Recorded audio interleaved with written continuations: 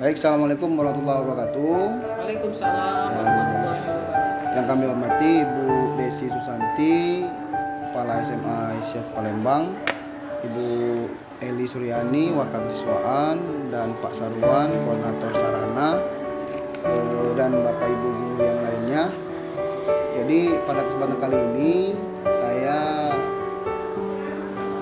Hendro Tanzil adalah calon guru penggerak yang mendapatkan tugas dan sekaligus mengajak kepada Bapak Ibu semua untuk kita bisa memetakan aset atau modal di SMA Aisyah 1 Palembang.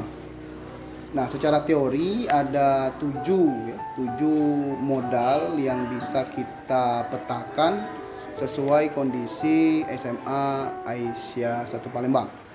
Yang pertama itu adalah modal manusia, yang kedua modal sosial, yang ketiga modal politik, modal agama dan budaya, dan modal fisik, kemudian modal lingkungan, dan modal finansial. Nah, pada kesempatan kali ini Bapak Ibu, kami mengharapkan ada masukan sesuai dengan sekolah kita.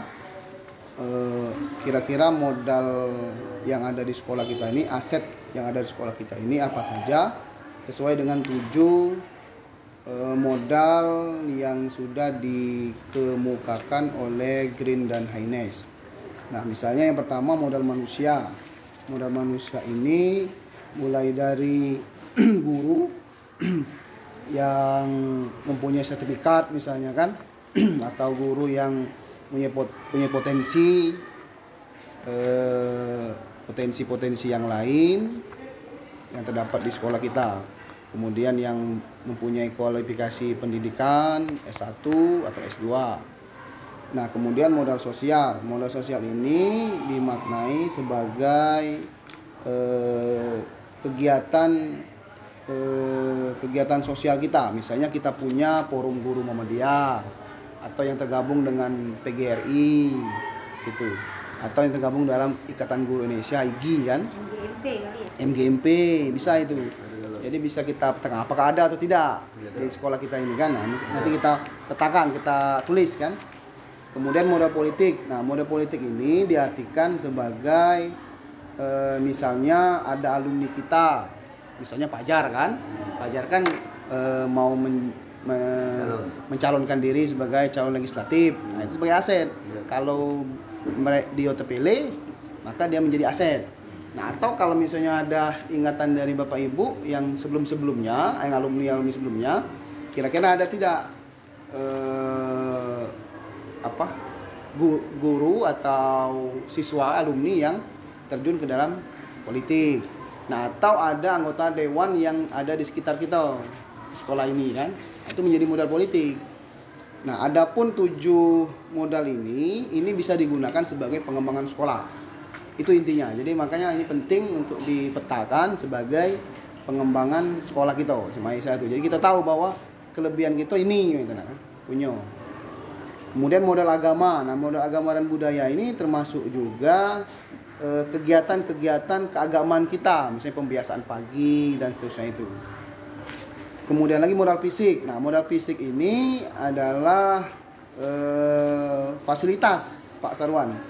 Jadi fasilitas mulai dari labor, kelas, infokus, AC dan seterusnya. Nah, kemudian modal lingkungan alam. Modal lingkungan alam ini misalnya tanah, tempat berkebun, atau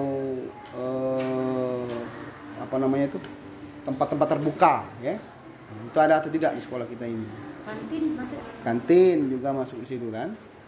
Nah, termasuk modal finansial. Nah, modal finansial ini kita juga petakan apakah kita cuma ada dana BOS saja atau yang lain gitu kan.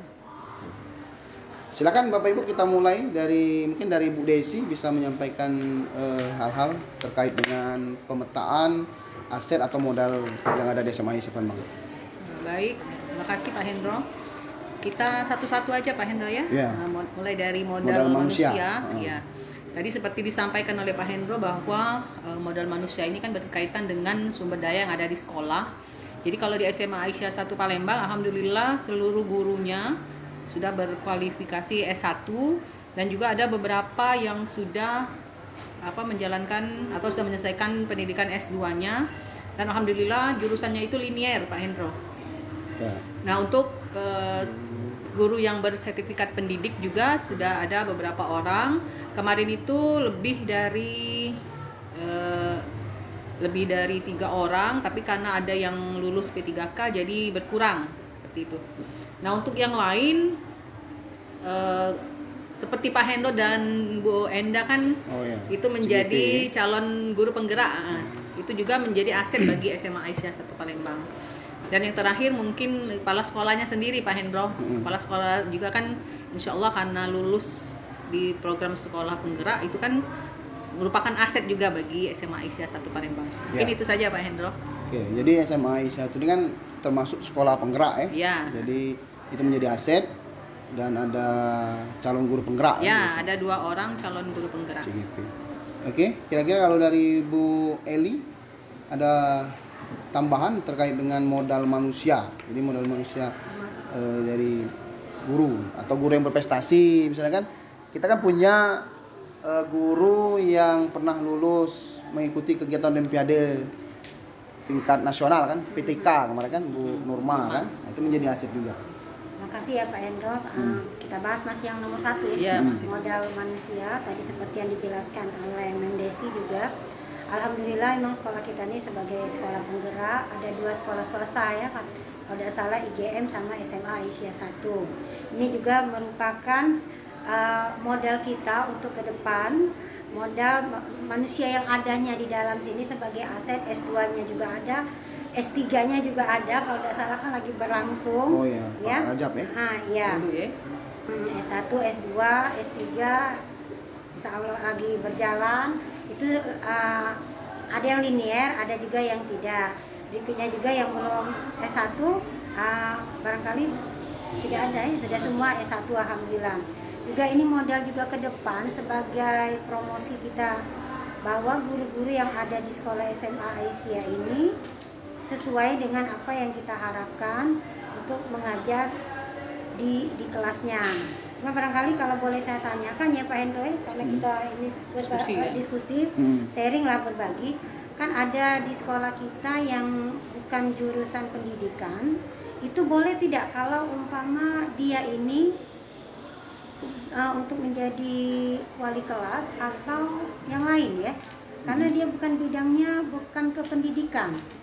Kecuali memang ada yang saya lihat itu dia bukan ke pendidikan, tapi kalau tidak salah ada akta 4-nya, ada 1 guru.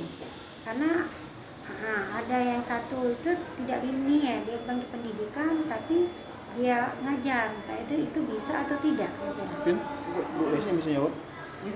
Kalau untuk itu Bu Elia, untuk sebenarnya sih tidak bisa.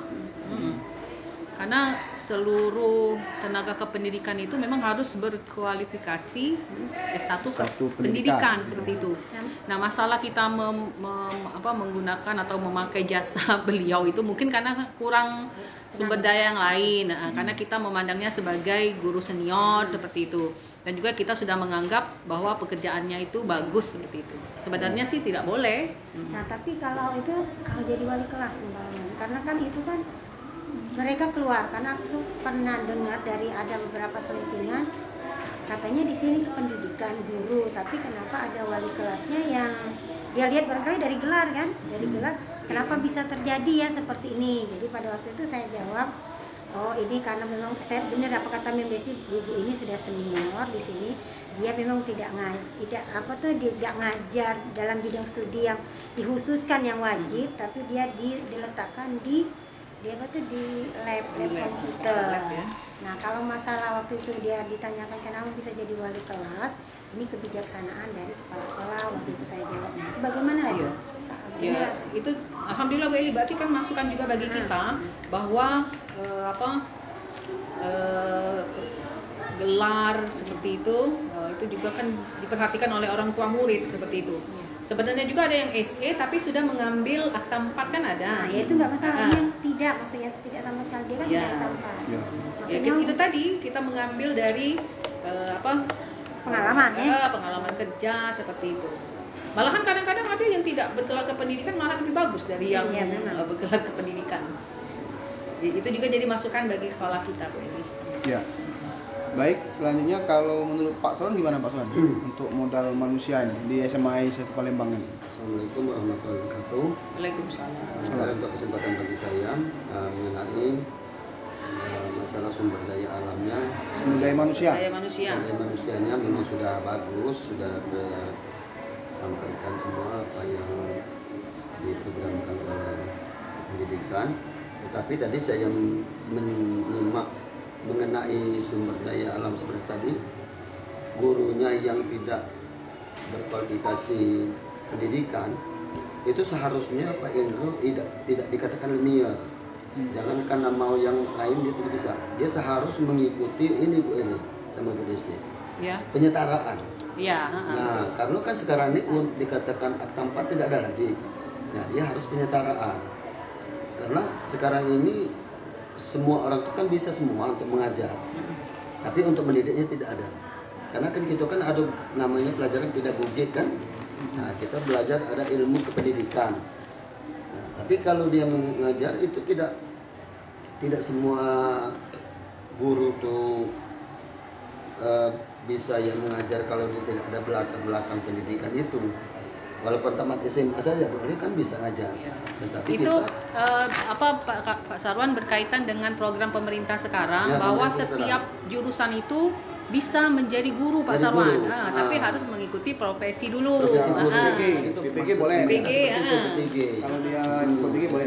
Iya. Jadi kalau bisa tuh mungkin karena kesempatan masih ada sempat paling 2 tahun untuk penyetaraan itu pada sini. Ya. Bisa di PGRI, bisa di Muhammadiyah. Iya, Muhammadiyah ada. Makanya saya dulu kan di 3 ekonomi kan. Iya. Tapi akta 3 saya ada. Memang karena Akta 4 ada. belum akta Oh, 4 akta belum 3. ke 1. Iya. Tapi aku penyetaraan di PGRI. Nah, jadi karena D3 kemarin ada akta 4, yang sudah di akta 3 itu kan tidak diambil lagi. Iya. Tinggal mata pelajaran yang belum kita ambil, maka lebih cepat. Oh, iya. Nah, Oke. tapi kalau dia penyetaraan atau misalnya sama sekali dia belum akta 4 atau akta 3, dia harus mengikuti untuk kependidikan. Itu saya rasa Ya. bisa. Oke, terima kasih Pak Sarwan. Selanjutnya pemetaan selanjutnya adalah tentang modal sosial ya. Nah, modal sosial ini yang kita maknai adalah apakah SMA Aisyah kita ini mempunyai sumber daya manusia atau guru-guru yang tergabung di dalam organisasi sosial. Misalnya ada yang bergabung di PGRI, apakah ada yang bergabung di FGM kan, Forum Guru Muhammadiyah. GMP ya. Nah, termasuk juga menjadi pengurus Muhammadiyah atau Aisyah. Nah, itu yang perlu kita pantang. Apakah di SMA Aisyah itu punya modal seperti itu? Silakan. Punya itu Pak Hendro. Ya, siapa dulu? Pak Sarwan atau? Saya Ya, dulu. Pak Sarwan dulu ya. Saya juga kalau di MGMP saya juga pengurus di situ. MGMP ekonomi Pak Sarwan ya. Pak Sarwan juga kan yang di komite SMA 10 kan? Di komite Oke. 10, saya Komite. mengikuti komite di SMA 10 sebagai sekretaris. MGMP bahasa Indonesia ada juga ya? Iya, bahasa Indonesia, bahasa Inggris, matematika, Pak Hendro BK. Ya. Bahasa Inggris, bahasa Indonesia ya. Iya, BK, PKN ada, PPKN. Sosiologi Mas. Semuanya ada ya? Berarti- Mata pelajaran itu ada MGMP-nya, Pak Hendro. Artinya Kartu PGRI juga untuk ada. modal sosial kita sudah cukup ya? Iya, Cukup. benar. Jadi organisasi 90% rasanya. organisasi profesi, kemudian organisasi sosial keagamaan, termasuk pengurus Aisyah dan Muhammadiyah ya. Iya, ada. Sampai semua. Ibu Eli kan ranting Aisyah.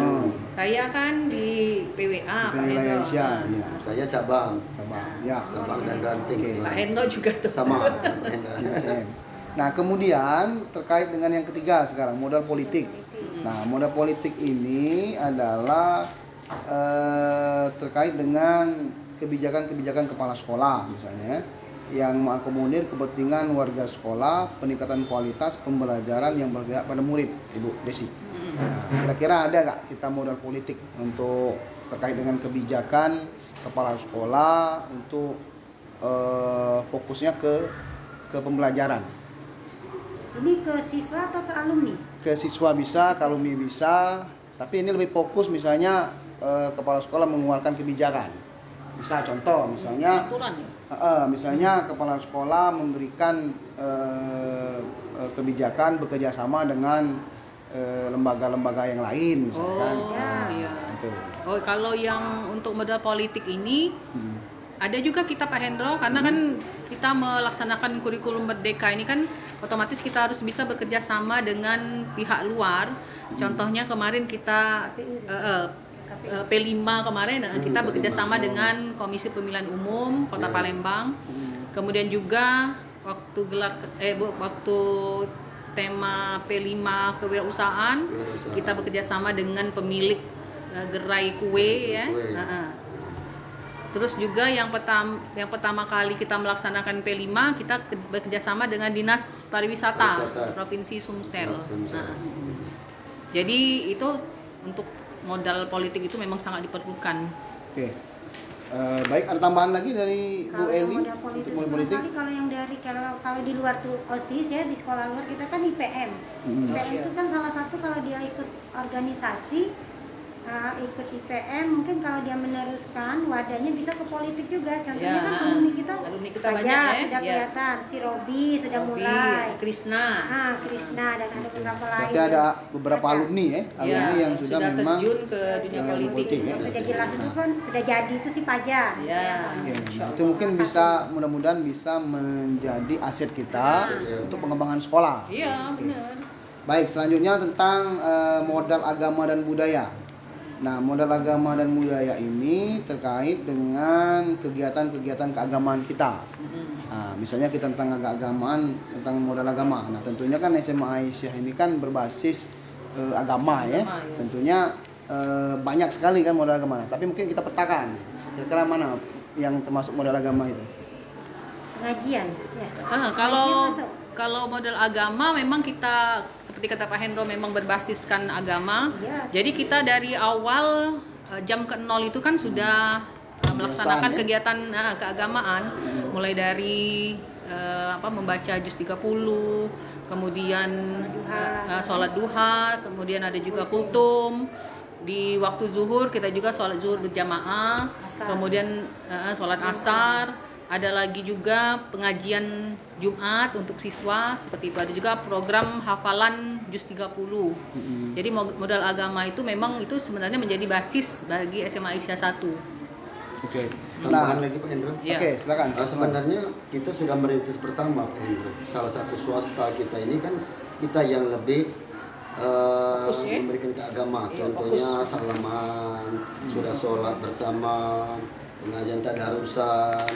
Nah itu sudah dicontoh dari sekolah-sekolah lain. Bahkan kita dari Muhammadiyah yang pertama itu baru ke negeri, pertama jilbab. Kita kan berangkat jilbab. Siswanya sudah kita berikan satu contoh itu sudah baik. Oke. Terima kasih Pak Salah. Nah, termasuk modal budaya Bu Desi yang terkait dengan buku antologi yang sudah kita lahirkan. Nah, itu bagaimana Bu Desi? Modal budaya ya? Itu terkait dengan ini ya, terkait dengan karya cipta. Yang buku antologi itu. Ya, alhamdulillah untuk modal budaya kita juga sudah mengeluarkan 2 buku antologi puisi Pak Hendro. Tahun 2021 ada 1 buku antologi puisi. Kemudian satu lagi di tahun 2022 ada lagi 1 buku antologi puisi. Nah, ini juga cukup spektakuler. Kenapa saya katakan demikian Pak Hendro? Karena memerlukan 50 siswa yang membuat puisi itu. Jadi alhamdulillah 2 kali kita mengikuti program penulisan buku antologi puisi ini, alhamdulillah dua-duanya selesai dengan tepat waktu. Oke, baik. Untuk modal agama selesai ya. Nah, terkait dengan modal fisik ini, modal fisik Pak Sarwan, kira-kira apa yang menjadi modal SMA Aisyah Pak Sarwan? Modal fisik. Sarana. Modal fisik, masalah sekolah. Gedung 2 tingkat. Gedung 3 tingkat. Presentatif semua. Gedung 3 tingkat. Sudah bagus sebenarnya. Laboratorium ada ya? Lengkap. Cuman ada kondisi-kondisi sedikit yang kurang itu. Diperbaiki ya. Gedung 3 tingkat, kemudian bangunan permanen ya. Laboratorium ada 5. Ya. Laboratorium ya. Ada 5 ya. Ada biologi, Pustakaan. Masuk dah itu. Masuk. Pustakaan, UKS ya. Termasuk ini ya internet ya itu kan. Jaringan internet. Kemudian kalau saluran pembuangan, nah ini kan terkait dengan ini kan AMDAL ya. Nah, bagaimana itu Pak Sarwan kira-kira untuk saluran pembuangan kita, apakah sekolah kita ada atau ada perlu perbaikan? Kita kan agak luas ininya itu. Ada ya? Oke. Baik, untuk modal fisik sudah. Nah, sekarang bagaimana dengan modal lingkungan atau modal alam ya yang bisa kita manfaatkan untuk pengembangan sekolah, misalnya tanah untuk berkebun begitu kan. Kemudian apakah kita punya peternakan dan lain sebagainya. Nah, kira-kira apa yang menjadi potensi atau modal aset dari SMA 1 Palembang ini, dari modal lingkungan Pak Sarwan? Tapi kalau untuk berternak saya rasa belum ada Mungkin kalau ini bisa Pak Sarwan, berkebun ada kan? apa untuk di dalam akuarium mungkin bisa Pak Sarwan. Yang sudah ada, yang sudah ada di sekolah kita. Apa? Yang sudah ada. Nanti. Kalau tanah berkebun kira-kira ada sedikit di sini. Ada ya? Cabe, jeruk kunci kita ada, tapi dalam pot. Kondisi dengan keadaan tadi. Iya, karena memang lingkungan kita kan tidak terlalu besar. Pertama kates, ada yang mau masak, ada yang pepaya. Iya. Nah itu mungkin nanti bisa untuk dikembangkan lagi ya. Tapi kan kita punya, yang pasti punya halaman kan? Ada halaman untuk olahraga, ada Pak Hendro. Halaman olahraga, termasuk tanah untuk perkebunan walaupun belum maksimal ya. Ada kan? Pot-pot jadilah. Iya di pot. Nah kemudian selanjutnya ini yang terakhir tentang modal finansial. Nah modal finansial ini yang menjadi sumber dana SMA 1 Palembang. Kira-kira apa Bu Desi? Kalau untuk modal finansial Pak Hendro, yang pertama kita memang masih mengambil ini komite seperti itu, SPP ya. Kemudian ada lagi dari dana BOS dan satu lagi ada BSG, bantuan dari pemerintah kota. Jadi tiga sumber itu yang kita BOS kinerja ya. Nah, satu lagi karena sekolah penggerak tadi kita mendapatkan tambahan BOS kinerja. Jadi ada empat sumber. Kemudian yang bekerja sama seperti Darut Tauhid itu menjadi ini. Oh ya, itu ada juga dari Darut Tauhid sama dari Lazismu Kota Palembang, itu memberikan beasiswa untuk siswa yang berprestasi maupun siswa yang tidak mampu. Darut Tauhid ya. Sama Lazismu. Ada lagi kira-kira yang ingin disampaikan terkait dengan modal finansial yang menjadi ini kita Bu Eli? Yang kemarin kita isi kenceleng membantu sekolah yang menjadi aset. Iya. Darut Tauhid sudah ya? Sudah. Yang lain ada? Kita berdayakan ini juga Pak Hendro kemarin yang Darut Tauhid, kita berdayakan guru-guru untuk mengisi celengan yang manfaatnya nanti kita berikan kembali kepada siswa. Baik, terima kasih rekan-rekan sekalian untuk pemetaan aset dan modal sekolah SMA 1 Palembang. Terakhir silakan Bu Desi untuk menyampaikan sesuatu terkait dengan kegiatan kita hari ini, pemetaan aset atau modal SMA 1 Palembang yang mudah-mudahan bisa menjadi data kita untuk pengembangan sekolah ke depan. Alhamdulillah, terima kasih banyak Pak Hendro dengan adanya kegiatan seperti ini ya. Ini kan mungkin kalau di hari-hari biasa tidak terlalu kita perhatikan seperti Pak Hendro ya. Tapi dengan adanya kita berdiskusi seperti ini, ada modal manusia, sosial, politik, agama, budaya, kemudian fisik, lingkungan dan finansial, kan itu menjadi wawasan bagi saya dan juga bagi SMA Aisyah 1 Palembang untuk bisa menjadi referensi untuk kemajuan SMA Aisyah 1 Palembang. Itu baik, saja Pak Hendro. Terima kasih Bu Desi atas pengantar dan penutupnya. Kita akhiri pertemuan kita pada hari ini dengan melapaskan hamdalah. Alhamdulillah. Assalamualaikum warahmatullahi wabarakatuh. Waalaikumsalam.